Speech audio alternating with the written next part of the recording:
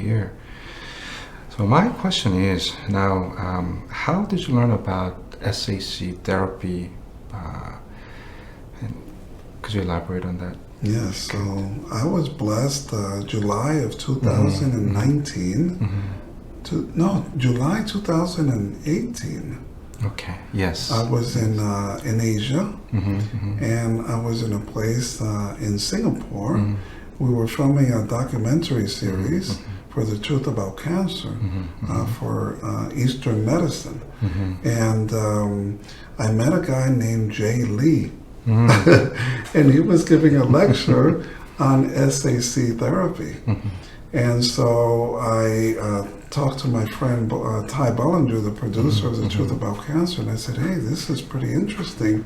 Why don't we also interview Jay Lee for this? And after listening to you, Jay gives this brilliant talk, lecture, showing clinical data, showing so many published studies on the multiple benefits of SAC therapy, not only for cancer, but Parkinson's, neurological diseases, heart health, and basically cell health.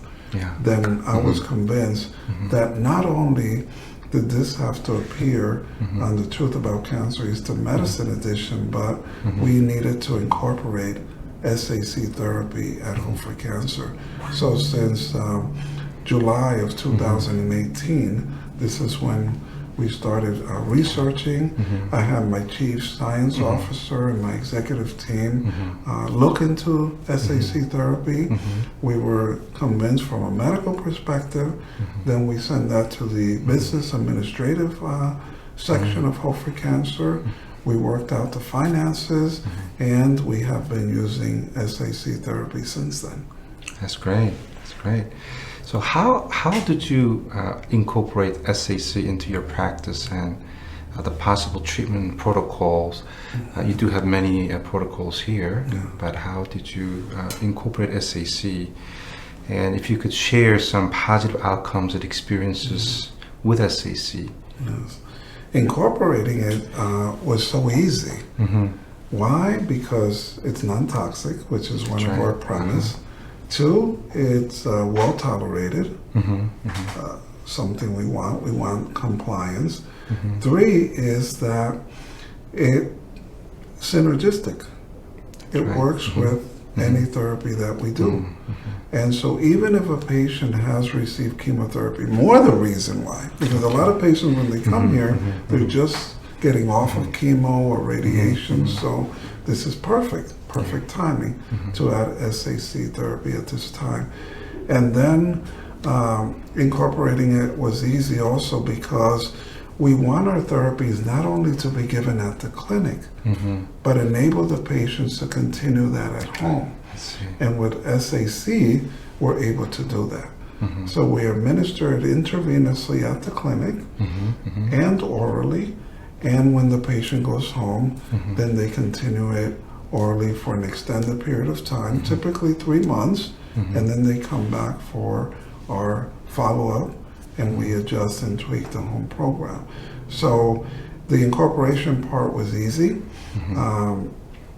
It's well embraced by our doctors. We have many doctors in our clinic, so as chief medical officer, I had to do my due diligence with our chief science officer and then bring this to the doctors. They had to learn about it, accept it as part of the therapy, which they embrace. Some of them are even recommending it to their family members or taking it themselves, which is a big vote of confidence, right, for our patients. That if the doctors are taking the product themselves or giving it to their loved ones, there's a good sense of security for patients that, hey, this is good for me.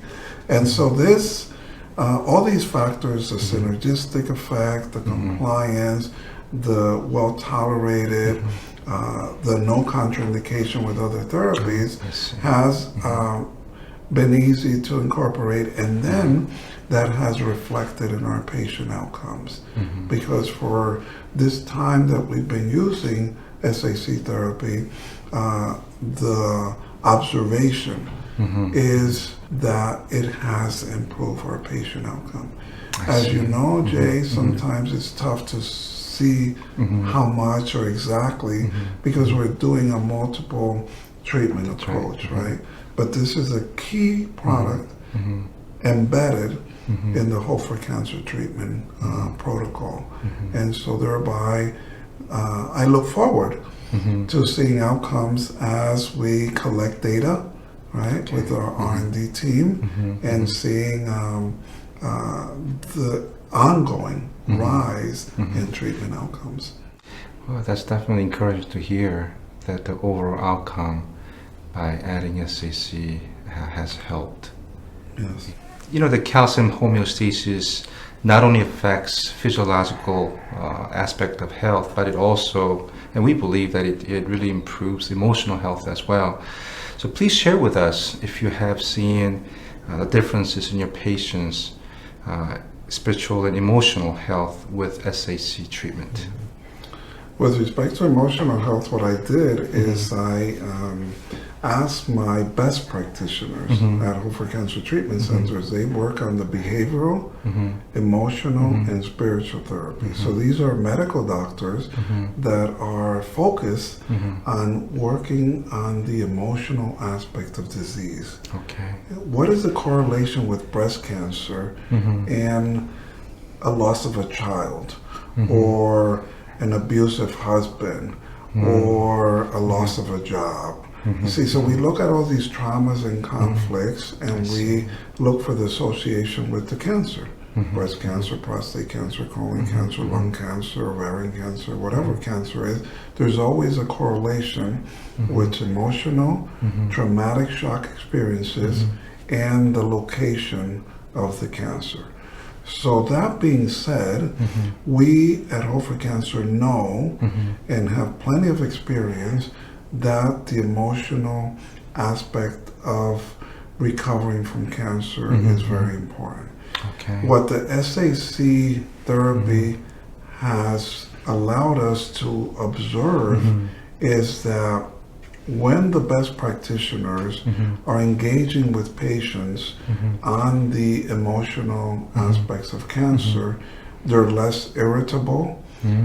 These patients have better cognitive functions, so they're able to recall these traumatic events. It's like if you have your laptop and you know there's a file there, but you can't quite find that file, right?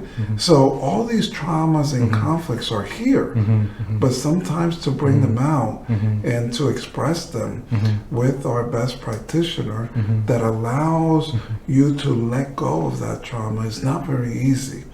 And when we have the SAC therapy and we're having that cell-to-cell communication, better signaling, better enzymatic function, the pathways functioning physiologically, then the patients are able to remember these traumas. They're able to remember these conflicts, right? And so it makes it a lot easier for the practitioner to help the patient, right? So we're getting that aspect of it. Also, what the best practitioners are telling me is that inevitably the patients seem and are more energetic. I see. So if they're more energetic, then they're going to follow the therapies better. They're going to be more engaged emotionally and mentally. They're more at peace, more calm, right? And they're going to do what they need to do with joy and peace. So at the end, this reflects better patient outcome. Wow. Right? So definitely the SAC therapy has a significant emotional contribution in our therapies, and I would encourage any physician that is watching this to understand that it's not just on the physical, physiological level, it's also on the emotional, mental, because we are one. We can't separate the physical body from the emotional, spiritual body. Right? And so benefit in the physical is going to benefit the emotional, spiritual, and vice versa. And that's what we are getting with SAC therapy. That's very encouraging to find out that both physiological and an emotional level, SAC therapy is helping. Yes.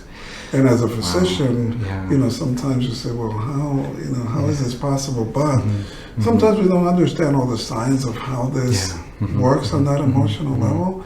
But when you observe it time after time, one of our physicians, who is the best practitioner, observed it with her mom and her father. Right? So, I mean, she experienced it firsthand in that sense with her loved ones. So there, it's not a matter of, hey, prove this. It's happening. I guess if you become healthier from cellular level all the way up, That's right. definitely going to affect your mood and emotions as well. Excellent. Okay.